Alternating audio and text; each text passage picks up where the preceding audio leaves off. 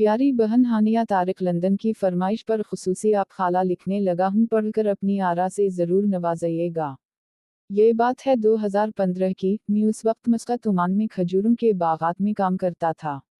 जहाँ पर खजूरों के बागात थे वहाँ तीन अतराफ से बुलंद वाओ बाला पहाड़ थे, जबकि एक तरफ से चटील मैदान था और करीब जवार में 15 किलोमीटर तक कोई आबादी नहीं थी। मेरे साथ एक फैसल आबाद का लड़का था जो दूसरे बाग में काम करता था और मुझे वहाँ लेकर भी वही आया था।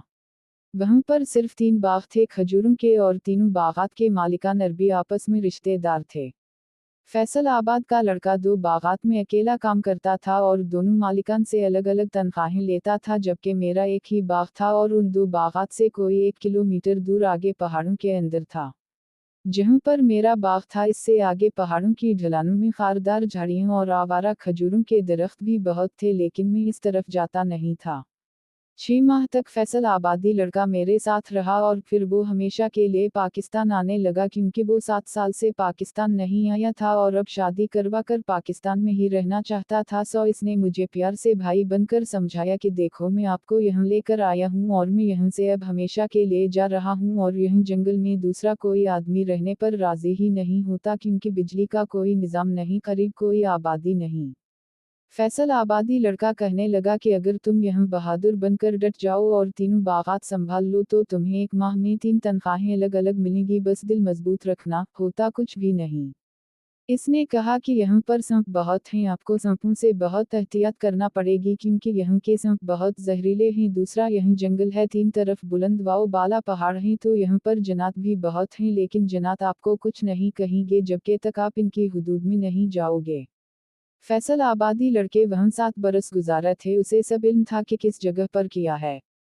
फैसल आबादी दुनिया में मशहूर हैं कि जगतबाज होते या धोखेबाज होते, लेकिन मेरे साथ फैसल आबादी बहुत वफा की और मुझे इस काबिल बनाया कि आज मैं एक पावरफुल इंसान हूँ, हिम्मत वाओ हौसले में भी और रुपए पैसे में भी। खैर, बात आगे बढ़ाते हैं। जिस दिन फैसल आबादी लड़का वहां से रवाना होने लगा तो उसने मुझे गले लगाकर जोर से दबाया और कहा, डट जाना, यहाँ पर आपकी किस्मत बदल जाएगी, इतना पैसा यहाँ से कमाओगे। फिर इसने मुझे खास जगहें बताएं कि वो शुमाल वाली वादी में जन्नात रहते हैं, इस तरफ कभी रफा हाजत मत करना वरना जन्नात आपको तंग करेंगे और आपको यहाँ रहने नहीं देंगे।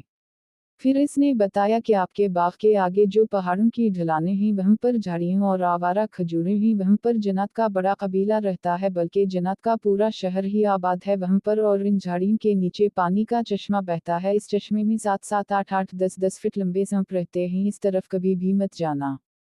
फिर इसने मशरिक में एक पहाड़ी चोटी की तरफ इशारा किया कि इस पहाड़ी में छोटा सांप खपरा बहुत जहरीला वो रहता है कसरत से, और साथ वाली पहाड़ी में जन्नत रहते हैं। उसने मजीद कहा कि दिन को हाथ में लाठी जरूर रखना, कुछ पता नहीं चलता, अचानक सामने से सांप आ जाता है, और कभी जन्नत तंग करें तो छुरी साथ रखना। फैसल आबादी लड़का मुझे अच्छे से समझा कर रवाना हो गया और मैं पीछे अकेला रह गया। फैसल आबादी लड़का जब चला गया तो मैं पीछे 1 घंटा तक रोता रहा, क्योंकि वो मेरा उस्ताद भी था, दोस्त भी था और सबसे बढ़कर अपने वतन का पाकिस्तानी था। परदेस में कोई पाकिस्तानी मिल जाए तो बहुत खुशी होती है। परदेस में रंग, नस्ल, कौम या सिंधी, पंजाबी, पख्तूनी, बलोची नहीं देखा जाता, बस पाकिस्तानी ही समझा जाता है। मैं अकेला रह गया था, लोहे के ड्रम पर रोटी बनानी फैसल आबादी मुझे सिखा गया था। खजूरों के ऊपर चढ़ना भी वही मुझे सिखा गया।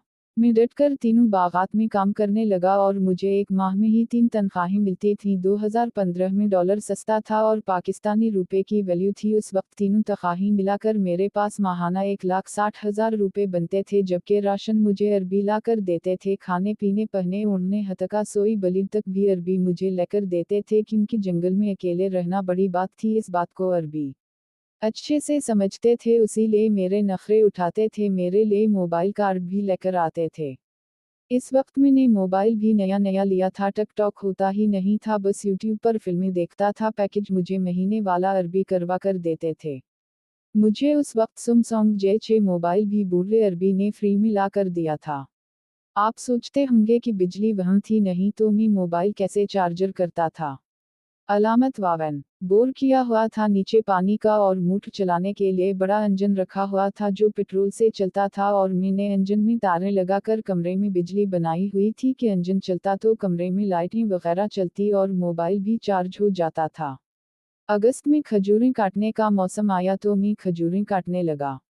जहाँ पर पहले मैं अकेला काम करता था वो अरबी बूढ़ा था और अबू ज़बी में इसका घर था, वहाँ से आता था और मुझे कहता कि बाग से खजूरें काट कर फिर वो वादी में जो आवारा खजूरें हैं वो भी काट कर लाओ। मैं इसके सामने कह देता कि ठीक है, लेकिन मैं काटता नहीं क्योंकि वो आवारा खजूरें तो वहाँ थी जहाँ बड़े बड़े सांप और जन्नत का शहर था। बूढ़े अरबी ने मुझे बहुत मजबूर किया कि वो आवारा खजूरें काटूं जो ढलानों में ही। मैं एक दिन डरता डरता लोहे की सीढ़ी लेकर वहाँ चला गया। नीचे इतना झाड़ फूस था कि पाँव रखने को जगह नहीं थी। मैं नीचे उतरने लगा तो पीले रंग का इतना लंबा सांप देखा जैसे कमरे का दरवाजा होता है। मैं तो सीढ़ी भी वहीं पीट कर वापस भाग आया। तीसरे चौथे दिन बूढ़ा अरबी आया तो उसने मुझे कहा आवारा खजूरें काटी हैं। मुझे इन दिनों अरबी जबान भी ज्यादा नहीं आती थी। मैंने टूटी फूटी अरबी में उसे बताया कि वहाँ तो बड़े बड़े सांप हैं, मुझे तो डर लगता है। बूढ़ा अरबी भी ढीठ था। दूसरी बार आया तो 7 फौजियों वाले बोट ले आया कि ये पहनकर जाओ खजूरें काट लाओ। फौजियों वाले बोट पहनकर मुझे कुछ हौसला हुआ और मैं फिर चला गया खजूरें काटने। फेंकी हुई सीढ़ी उठाई और एक खजूर के साथ लगाई और खजूरें काटी। मुझे बहुत डर लग रहा था कि बोट सांपों से तो बचा लेंगे, लेकिन अगर मेरे पाँव के नीचे जन्नत का कोई बच्चा आ गया तो जन्नत मुझे नहीं छोड़ेंगे। वहाँ पर 50-60 खजूरें थीं, लेकिन मैंने बमुश्किल 4-5 खजूरें काटी और बूढ़े अरबी की गाड़ी में डाल दी और उसे कहा कि काट दी हैं वो तो शक्कर। बूढ़ा अरबी इस तरफ गया ही नहीं, वरना सब खजूरें वैसे ही समर से लदी खड़ी थीं, मैं काटी ही नहीं थी। जहाँ पर वो झाड़ियाँ और खजूरें थीं वहाँ से रात को सफ़ेद रोशनी निकलती थी और ऊपर आसमान की तरफ जाती थी जिसे मैं रोज़ दूर से देखता था। खजूरों के बागात के अंदर भी सांप घुस आते और मैं बाग के अंदर जाता तो सांप मेरे आगे आगे भागते और कभी कभी तो सांप से मेरा आमना सामना होता तो सांप उल्टे वापस भागता और मैं भी उल्टे पाँव वापस भागता। 1 साल गुजर गया, 2 साल गुजर गए। तीसरे साल हिम्मत करके मैं सांपों को मारने लगा। मैंने खजूर की एक मजबूत लाठी बनाई हुई थी जिसे हर वक्त साथ रखता और जैसे ही सांप सामने आता तो फिर मैं सांप को भागने नहीं देता था, लाठी से इसका सर पीट डालता। एक बार तो मैंने 7 फीट लंबे सांप को मार गिराया, तब से मेरा हौसला बढ़ गया कि ऐसे ही इतने साल सांपों से डर कर भागता रहा। एक बार मैं तालाब में नहाने लगा तो तालाब के अंदर लंबा सांप था। मैं फौरी बाहर निकल गया और लाठी उठाकर सांप को तालाब से बाहर निकाला और बाहर इसका सर पीट दिया। एक बार मैं कमरे में पड़ा था दिन को और एक सांप मेरे कमरे से बाहर निकल रहा था। मुझे हैरत हुई कि ये सांप मेरे कमरे के अंदर था और मुझे पता भी नहीं। खैर मैंने सांप का पीछा किया तो वो बाहर सोफे वाली कुर्सी के नीचे घुस गया। मैं कुर्सी को उल्टा किया तो सांप सोफे वाली कुर्सी के अंदर घुस गया किसी सुराख से। मैंने तो कुर्सी को थोड़ा दूर खींचा और पेट्रोल छिड़क कर आग लगा दी, सांप कुर्सी के अंदर ही जल गया। 3 साल गुजर गए और मैं जंगल का डॉन बन गया था। ना सांपों का खौफ और ना जन्नत का, क्योंकि सांप तो मैं ढूंढ ढूंढ कर मारता था, जबकि जन्नत से सीधा सीधा कभी वास्ता नहीं पड़ा था क्योंकि मैं रात को कमरे से बाहर ही नहीं निकलता था। मुझसे बस एक गलती हो गई कि शुमाल की वादी की तरफ मुझे फैसल आबादी लड़का मना करके गया था कि इस तरफ रफा हाजत मत करना, लेकिन 3 साल गुजरने के बाद मैं इसकी बात भूल गया था। एक दिन असर के वक्त में शुमाल वाली वादी की तरफ गया और मुझे रफा हाजत हुई तो मैंने वहां रफा हाजत कर दी। बस रात को 10 बजे मेरे कमरे का दरवाज़ा बजने लगा, कभी पत्थर मारे जाते दरवाजे को, मैं तो डर गया। मैंने अपने कुफैल अरबी को फ़ोन कर दिया। अच्छा अरबी लड़का था। 30-35 मिनट बाद लन करोज़र गाड़ी में आ गया और हंसने लगा कि शू सभी किया हवा। मैंने बताया कि दरवाजे पर कोई पत्थर मारता था, साथ हाथ से दस्तक भी देता था। अरबी कहने लगा जिनी वालला इंसी जनाब थे कि इंसान।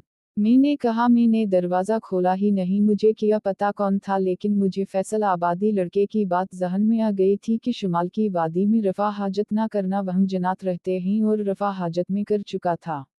अरबी लड़के ने देखा कि मैं डरा हुआ हूँ तो वो मुझे गाड़ी में बिठाकर शहर ले आया। शहर कोई 30-35 किलोमीटर दूर था। अरबी ने मुझे शॉर में पेप्सी लेकर दिए और फिर अपने घर ले गया। रात वहाँ गुजारी और सुबह मुझे बाग में छोड़ गया। दूसरी रात फिर दरवाज़ा बजने लगा और पहले से भी तेज़, बल्कि अब तो छत पर भी किसी की चलने की आवाज़ और रंजन को भी कोई हिलाता था, हर तरफ शोर। मैंने फिर अरबी को फ़ोन कर दिया। अरबी फिर आ गया और मुझे साथ ले गया। अरबी को समझ लग गई थी कि जनाब तंग कर रहे हैं। दूसरे दिन अरबी ने मेरे साथ एक बंगाली लड़का भेज दिया, लेकिन बंगाली लड़का दिन 12 बजे पैदल ही बैग उठाकर भाग गया। मैं मगरिब के वक्त परेशान था कि जनात रात को मुझे फिर डराएंगे। मैं तो उस तरफ चला गया जहाँ पर रफ़ा हाजत की थी, वहाँ पर हाथ बांधकर माजरत की कि मुझे रोज़ी करने दी, मुझसे गलती हो गई थी, दोबारा इस तरफ में मुंह करके भी रफ़ा हाजत नहीं करूँगा। मैंने हज़रत सुलेमान अलैहिस्सलाम और हज़रत दाऊद अलैहिस्सलाम के वास्ते दिए और माफ़ी तलब की। खैर, माजरत कबूल कर ली गई और दोबारा ना किसी मेरा दरवाज़ा बजाया और ना किसी तंग किया। फिर मुझे बलूचिस्तान का एक लड़का मिला जो लॉन्च में गैर कानूनी तरीके से आया था, उसे पनाह की ज़रूरत थी, काम की भी। मेरे पास 3 बागात थे, मैंने एक बाग उसे दे दिया और वो मेरे साथ काम करने लगा। फिर हम 6 माह इकट्ठे काम करते रहे। जब मैं पाकिस्तान जाने लगा तो वो लड़का भी कहने लगा कि आपके साथ दिल लग गया था, आप जा रहे तो मैं भी कहीं और काम ढूंढूंगा, और वो भी चला गया और मैं भी पाकिस्तान चला गया।